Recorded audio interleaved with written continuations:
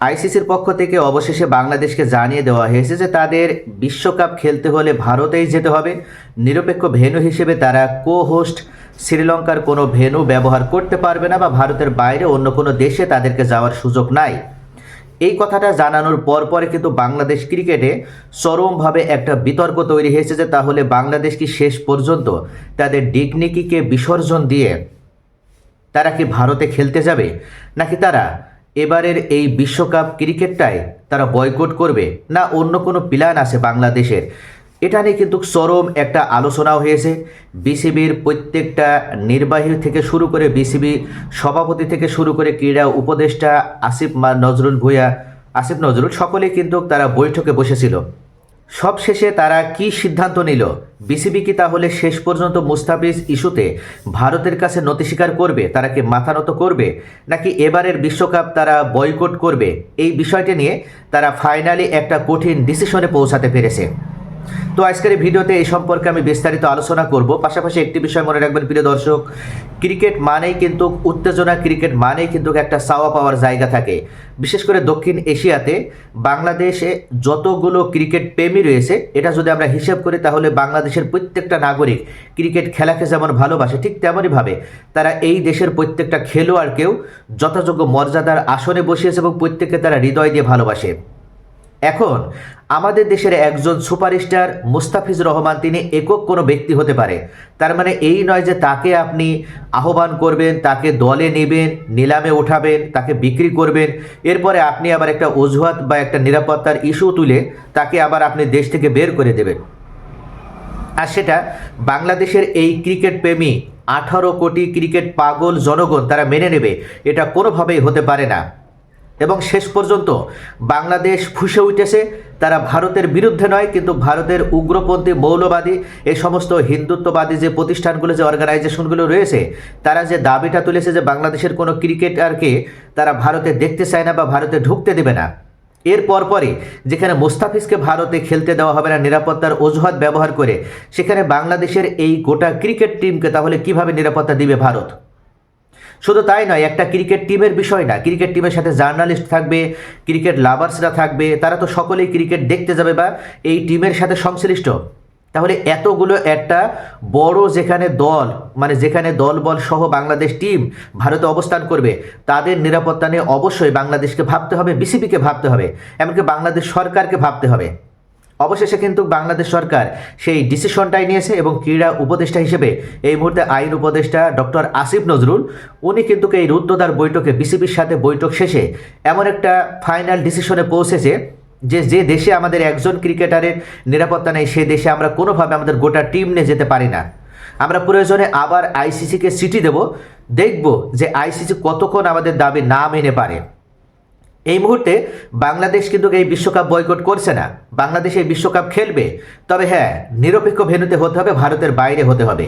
কোনোভাবে ভারতে একটি ম্যাচও বাংলাদেশ খেলবে না, এটা সিদ্ধান্ত হয়ে গেছে এবং কোনোভাবে এই সিদ্ধান্ত থেকে বাংলাদেশ বেরও হবে না। কারণ এখানে বাংলাদেশের একটা সম্মানের বিষয় জড়িয়ে আছে, একটা রাজনীতি আমরা বলি কেন, যে রাজনীতিটাকে ভারত কিন্তু এই ক্রিকেটে ঢুকিয়েছে। তারা সর্বপ্রথম আমরা যদি দেখি এশিয়া কাপ থেকে শুরু করে তারা কিন্তু পাকিস্তানের সাথে, এমনকি ইমার্জিং এশিয়া কাপে কিন্তু ভারতই এই রাজনীতিটাকে ক্রিকেটে ঢুকিয়ে তারা কিন্তু চরম অসৌজন্যমূলক ব্যবহার করেছিল পাকিস্তানের সাথে। এমনকি তারা পাকিস্তানে অনুষ্ঠিত যে খেলাগুলো সেখানেও তারা যাবে না বলে উল্লেখ করেছিল। পরবর্তীতে পাকিস্তান বাধ্য হয়ে এশিয়া কাপের নিরপেক্ষ ভেন্যু আয়োজন করেছিল এবং সেগুলো দুবাইতে হয়েছিল। এমনকি এবার আবার আমরা দেখছি এই যে টি-20 বিশ্বকাপ হতে যাচ্ছে, যেটা 7 ফেব্রুয়ারি শুরু হবে, এই 7 ফেব্রুয়ারিতে অনুষ্ঠিত ভারতে একটা ম্যাচেও কিন্তু পাকিস্তান যাবে না, বরং এখানে পাকিস্তানের দাবি অনুযায়ী পাকিস্তানের জন্য ভারতের বাইরে নিরপেক্ষ ভেন্যু হিসেবে হোস্ট শ্রীলঙ্কার প্রত্যেকটা মাঠে পাকিস্তানে ম্যাচ অনুষ্ঠিত হবে। এমনকি পাকিস্তান যদি এই আপনার এই টি-20 বিশ্বকাপে ফাইনালে উত্তীর্ণ হয়, তাহলে সেই ফাইনাল ম্যাচটিও কিন্তু ভারতে হবে না, সেই ফাইনাল ম্যাচটিও শ্রীলঙ্কাতেই হবে। তাহলে এই রাজনীতিকে ব্যবহার করে, রাজনীতিটাকে ক্রিকেটে ঢুকিয়ে ভারত যেভাবে পাকিস্তানের দাবি দেওয়াগুলো মেনে নেছে, আইসিসি যেভাবে পাকিস্তানের দাবি দেওয়াগুলো মেনে নেছে, সেখানে কেন ভারতের এই রাজনীতির বলি হতে যাবে বাংলাদেশ? বাংলাদেশের কি অপরাধ যে তারা পাকিস্তানের মতন এই দাবিটা করতে পারবে না? অবশ্যই বাংলাদেশকে সুযোগ দিতে হবে এবং বাংলাদেশ এই মুহূর্তে তারা পাকিস্তানের মতন করে হাইব্রিড মডেলে তারা এই বিশ্বকাপ খেলবে। এই জায়গায় আইসিসির কোনো সদুত্তর নেই। আইসিসি এখানে একতরফাভাবে তারা উত্তর দিয়েছে, তারা জবাব দিয়েছে যে কোনোভাবে তারা এই দাবি মেনে নেবে না, বরং বাংলাদেশকে ভারতেই তাদের প্রত্যেকটা ম্যাচ খেলতে হবে। গ্রুপ পর্বে আমরা কিন্তু জানি যে বাংলাদেশের 4টি ম্যাচ আছে, 7 ফেব্রুয়ারি, 9 ফেব্রুয়ারি, 13 ফেব্রুয়ারি এবং 17 ফেব্রুয়ারি, এবং 3টা ম্যাচ হবে কলকাতার ইডেন গার্ডেন্সে, নেপাল, ওয়েস্ট ইন্ডিজ, এমনকি আপনার ইংল্যান্ডের সাথে এবং ইতালির সাথে, এবং সর্বশেষ ম্যাচ তাদের রয়েছে ইংল্যান্ডের সাথে, যেটা মুম্বাইয়ের ওয়াংখেড়ে ক্রিকেট স্টেডিয়ামে অনুষ্ঠিত হবে। অর্থাৎ এই 4টি ম্যাচে কিন্তু বাংলাদেশ শুধু বয়কট করছে তা নয়, পরবর্তীতে বাংলাদেশ যদি সুপার 8-এ উত্তীর্ণ হয় তাহলে সেই ম্যাচগুলো কিন্তু বাংলাদেশ ভারতে খেলবে না। সেই ম্যাচগুলো অবশ্যই ভারতের বাইরে শ্রীলঙ্কাতে অনুষ্ঠিত হতে হবে অথবা নিরপেক্ষ কোনো ভেন্যুতে হতে হবে। তাহলে এটা তো বাংলাদেশের একটা যৌক্তিক দাবি। বাংলাদেশ গোটা টিম নিয়ে ভারতে অবস্থান করতে পারবে না, সেখানে তাদের সমস্যা হবে।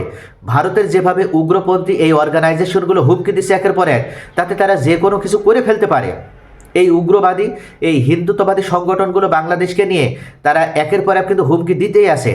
তাহলে এখানে কোনোভাবেই কিন্তু তারা ভারতের কাছে এই বিষয়টি যেমন মেনে নিতে পারে না, ঠিক তেমনইভাবে মোস্তাফিজ ইস্যুটাকে ব্যবহার করে আইসিসিরও এই মুহূর্তে উচিত হবে বাংলাদেশকে শ্রীলঙ্কায় যে ম্যাচগুলো আছে সেই ম্যাচগুলো হস্তান্তর করা বা ট্রান্সফার করা।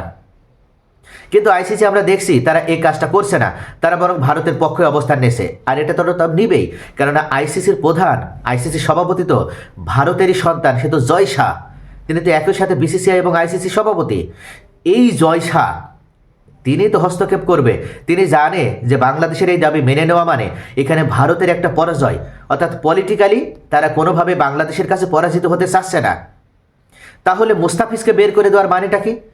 যদি বাংলাদেশের কাছে তারা পরাজিত হতে না চায় তাহলে কি তাদের উদ্দেশ্য এটাই যে বাংলাদেশকে বিশ্বকাপ খেলতে দেবে না? পরোক্ষভাবে কি তারা এটা বোঝাতে চাচ্ছে যে এবারের বিশ্বকাপ তারা বাংলাদেশকে ছাড়াই তারা অনুষ্ঠিত করবে বা তারা আয়োজিত করবে? যদি এমনটা হয় তাহলে শেষ পর্যন্ত কি পাকিস্তান, শ্রীলঙ্কা তারা কি বাংলাদেশকে ছাড়া ভারতের পক্ষে তাদেরকে তাদের সমর্থন দেবে? কখনো না। তারা কিন্তু ইতোমধ্যে বাংলাদেশের পক্ষে আছে এবং বাংলাদেশের পক্ষে থাকবে, এটা কিন্তু তারা জানিয়েছে। এবং বাংলাদেশ যে দাবিটা করেছে, তারা যে সঠিক দাবি করেছে, এটার পক্ষে কিন্তু পাকিস্তান এবং শ্রীলঙ্কা ক্রিকেট বোর্ডের প্রেসিডেন্ট, বিশেষ করে মহসিন নাকভি, তিনি কিন্তু গুরুত্বপূর্ণ ভূমিকা পালন করেছে।